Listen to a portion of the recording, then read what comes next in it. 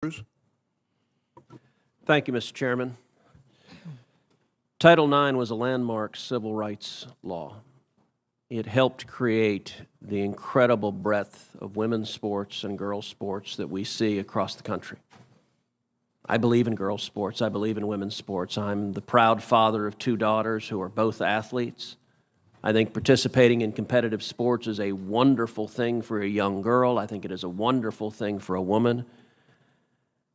And I think, unfortunately, today's Democrat Party has decided that women's sports and girls' sports no longer matters, and they're willing to push radical legislation designed to destroy girls' sports and women's sports. Ms. Gaines, I want to thank you for your courage. You are relatively young, but you have demonstrated incredible courage. And because you have dared to speak up, you have been demonized, you have been vilified. I saw when you were attacked by a leftist mob at San Francisco State University for daring to speak up. You had an incredible record as a swimmer at the University of Kentucky. You were a two-time NCAA All-American. You were a five-time SEC champion. You're an SEC record holder and a two-time Olympic trial qualifier. But yet on March 27th, 2022, something changed. What happened on March 17th, 2022? That's when Thomas and I raced in the 200 freestyle and again resulted in a tie.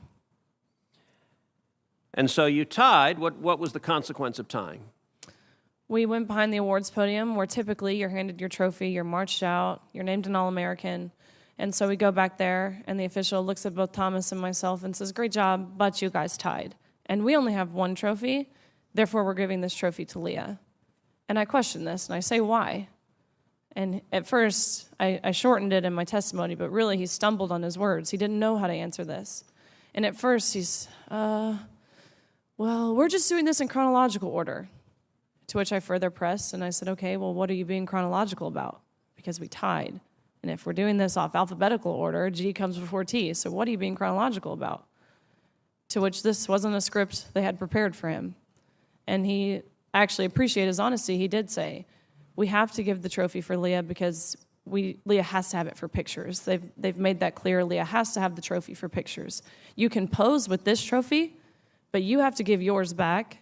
You have to go home empty-handed. Leah Thomas takes the trophy home, end of story. Now, let me ask you, as someone who's competed at the elite level,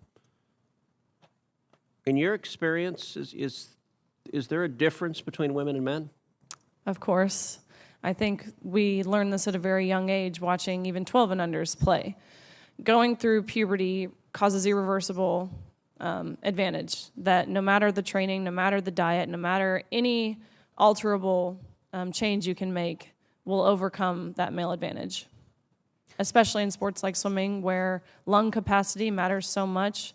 Even something as silly as throat size, men have on average a 40% larger throat, which sounds like it's nothing, but when you're grasping for air, that 40% larger throat makes a huge difference in athletic success, not to mention height.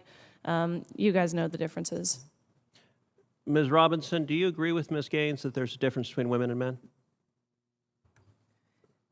If the question is about trans women... I'm just asking, is there a difference between women and men? What I can say is that the NCAA has rules in place. They've had rules in place for the last decade, and when this competition happened, I'm going to try again. The rules were clear. Do you believe there's a difference between women and men? It's a yes-no question. Do you believe there's a difference? Oh, I think that we're talking about this case with the NCAA. No, I'm asking a question. Do you believe there's a difference between women and men? Most people could answer this very simply.